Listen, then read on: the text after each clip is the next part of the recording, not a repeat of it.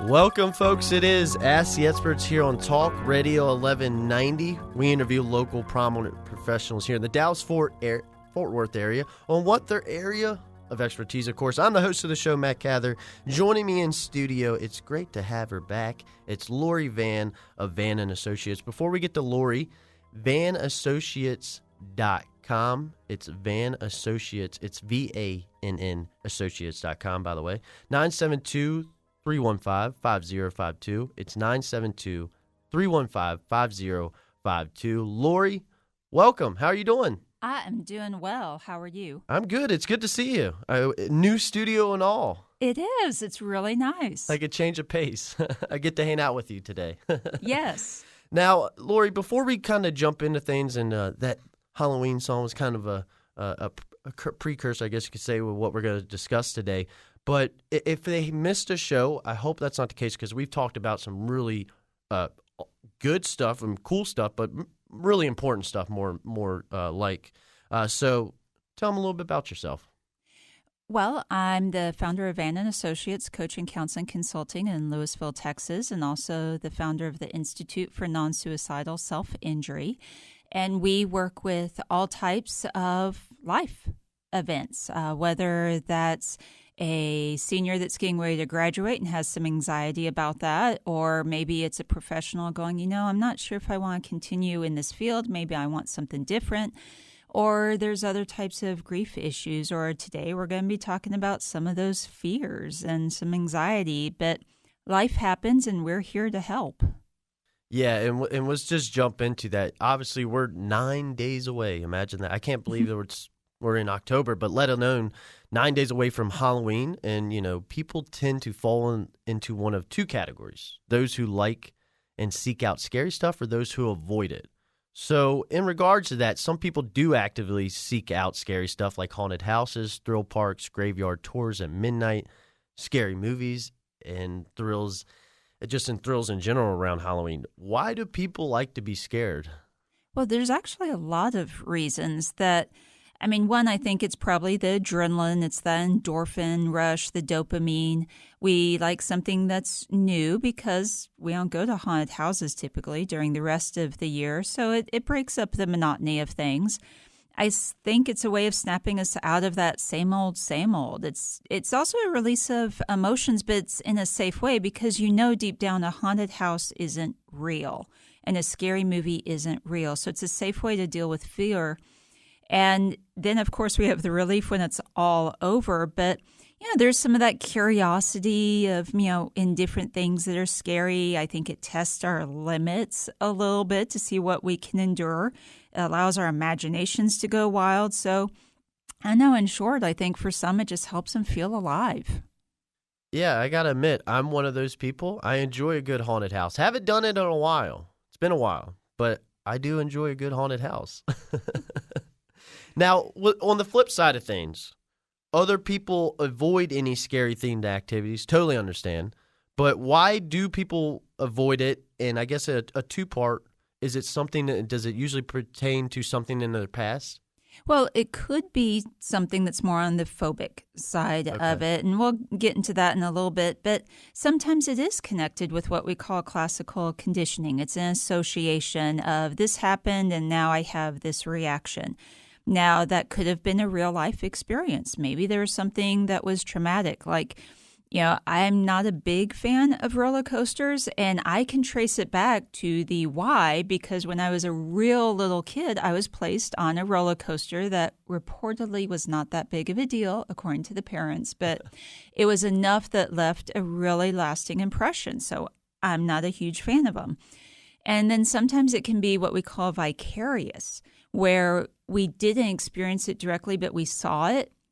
And that could be, all sorts of scary movies out there that obviously most people have not been chased through the woods by a serial killer with a hatchet. However, That is a really graphic image. And so people that go through a forest, they might be looking over their shoulder a little bit more. So that's how sometimes those things develop. Yeah, I was scared to death of roller coasters growing up. That was my two biggest fears were roller coasters and spiders. I got over one of them. Not the spiders, though. But I do enjoy some roller coasters now. But I totally understand. I was very scared of roller coasters growing up until I was about 16, honestly. Now, speaking of avoidance on that, the word phobia comes to mind. And I guess I got a spider phobia. That word might be overly used. So how do you know if you have a phobia versus just feeling uncomfortable in a certain situation? Well, one of the criteria that we use with any diagnosis is how much does it interfere in day-to-day life? And does it come up in at least two situations? So it's not just at school. It's not just at work. It's not just at home. That it has to be present in a couple different things, and it does interfere with life. So that's sort of the first criteria when we look at a phobia. But basic definitions, it's an extreme fear, not just like a little fear, just not a little inconvenience. It's like extreme fear or aversion to something. You are full on avoiding it, and it creates immediate anxiety. Now, obviously, that avoidance can interfere with life. It can even lead to panic attacks for some individuals. Now, on the really big phobic part, things that we look at, duration. So we're looking at this kind of aversion, this kind of intense fear is going on for at least 6 months. And a fear may not last as long. It may be a more of an uncomfortable experience, but it doesn't necessarily interfere with day-to-day life. Yeah, maybe I'm uncomfortable around spiders. But I don't think I'm the only one, though. I think there's a lot of people out there. The movie Arachnophobia was not on your favorite list. It's not my go-to. We'll just put it that way. Yeah. And even like just any spider base. I know they had that weird movie, 8-Legged Freaks. I was not a part of that one either. So I've tried to avoid those. But every now and then something pops up and it gets me, I guess you could say. Folks, remember, we're talking with Lori Vann of Vann and Associates.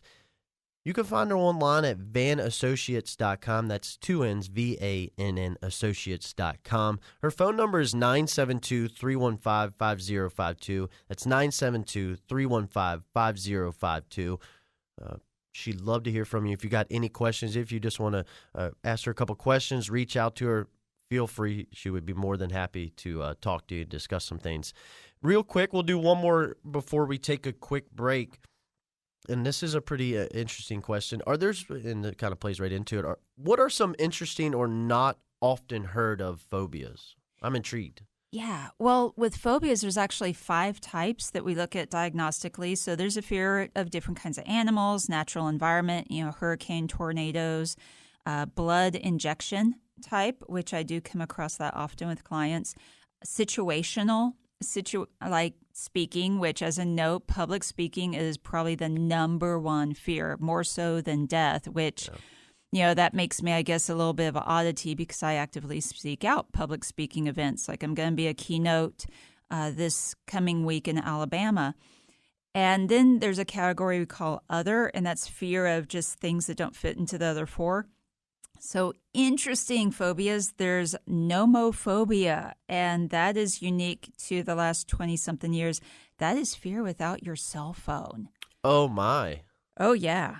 There's arithmophobia, which is a fear of numbers, which I don't like math, but I'm not going to say it's phobic at that level. Just try to avoid it. I just try to avoid it where I can, especially anything Algebra 2 and beyond. And there's plutophobia, fear of money, and that actually could end up in some self-sabotaging in the kind of jobs people pick. But I am hoping that no one has the ablutophobia, and I'm sure I'm not pronouncing that correctly, but it's fear of bathing. Now, we might see this more in kiddos, and usually it's associated with some kind of trauma around water. So they have a fear of getting wet, and I guess if we look at it, maybe cats fall under that phobia. Yeah, that's usually a struggle to get a cat to take a bath. Hopefully that's not the case. Hopefully there's not too many people out there with that one. But I totally understand the public speaking one. There's a lot of folks. I actually have a good friend of mine that works here. He's on the radio every day, but he's scared to death of doing public speaking. The guy talks for a living. It's kind of interesting, to be honest with you.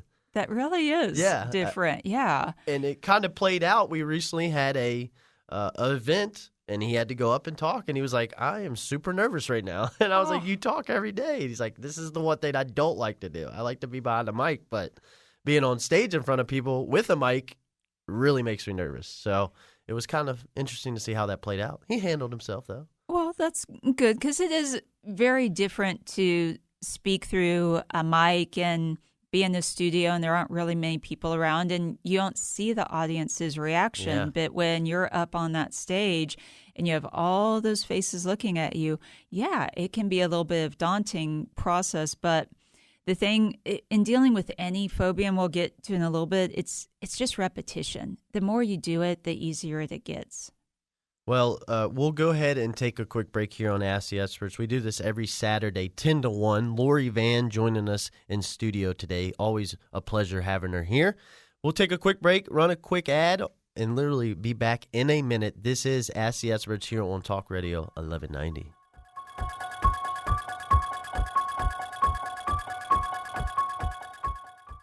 Over $25.5 billion are lost each year by U.S. companies due to substance abuse. Lori Vann with Vann & Associates Coaching, Counseling, and Consulting is proud to be chosen by the Ask the Expert show as one of the top experts not only in the DFW area, but internationally too. With over 20 years of clinical counseling experience, she's also the author of 5 books and founder of the Institute for Non-Suicidal Self-Injury. From being interviewed on televised news programs throughout the U.S., a guest on national radio, a commentator for international podcasts, being featured in national and international print media, Lori Vann is regarded as a mental health expert. She's spoken at national and international events on a variety of topics and provided business consulting services to nonprofits and corporations. If you've been searching for answers or want a guide along the road of life, then reach out to Vann & Associates Coaching, Counseling, Consulting or the Institute for Non-Suicidal Self-Injury today. They are here to serve you in the community. Life's too short to suffer. Contact Lori today, 972-315-5052 or go to vannassociates.com, VANN Associates.com.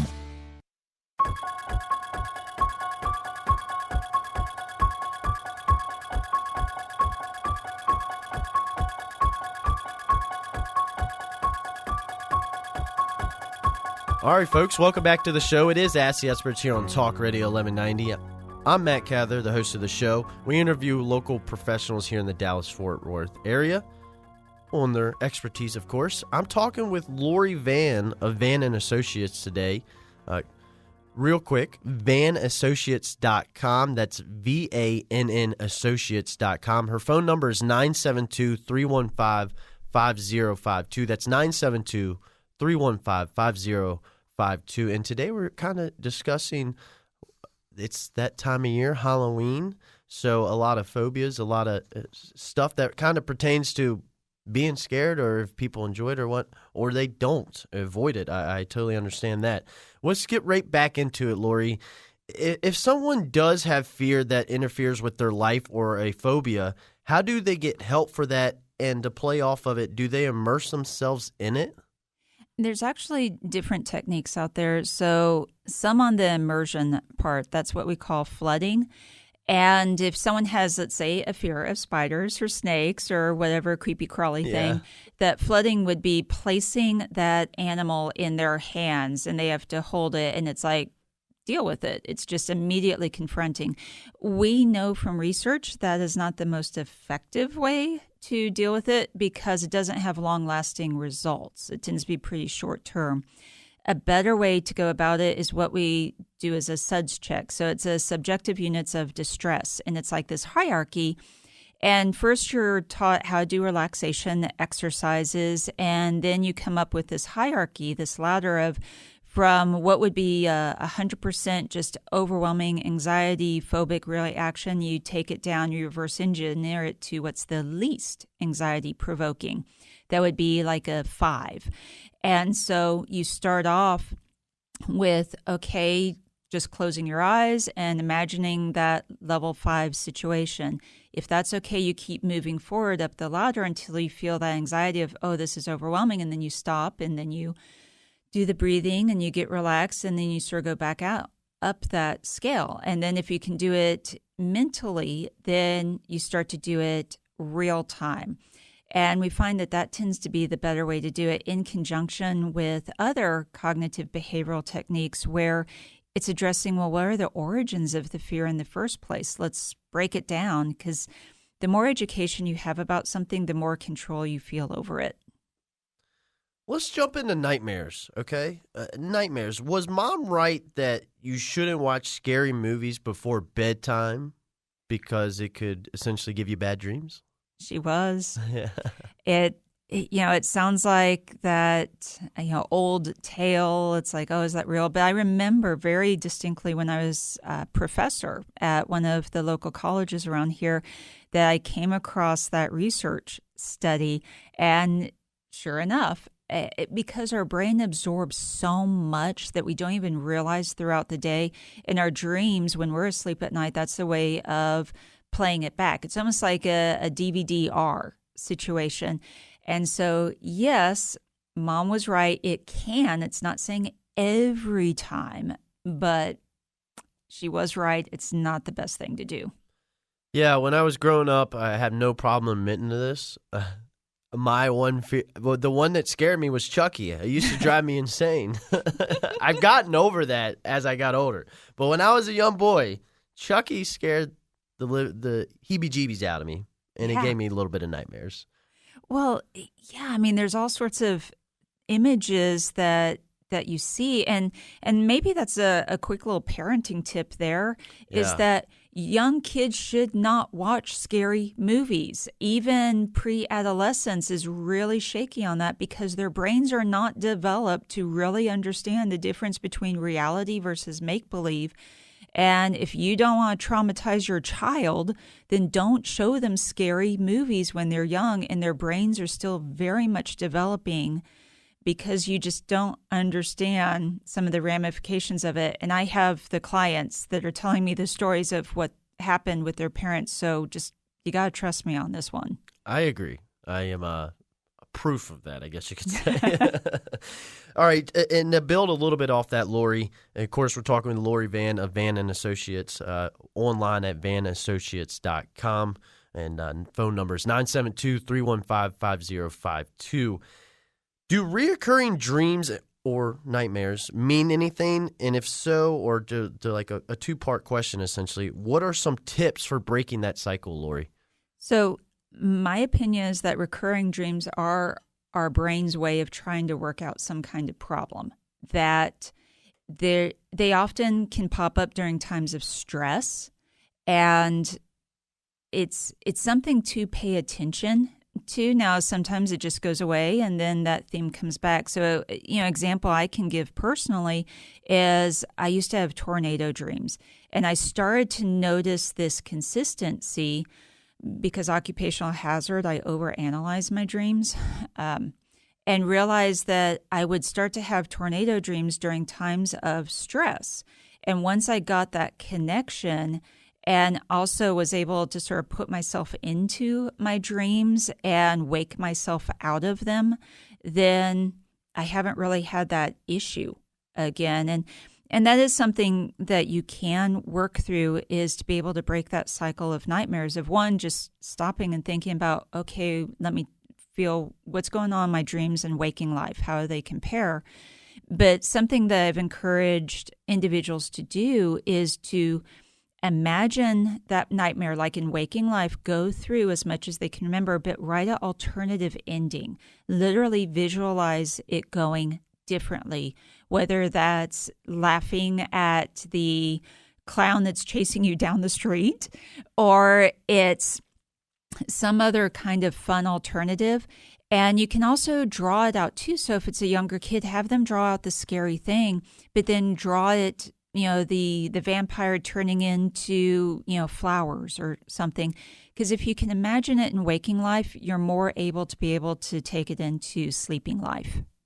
And we got a couple minutes before we wrap up the show, Lori. Things time is flying as always.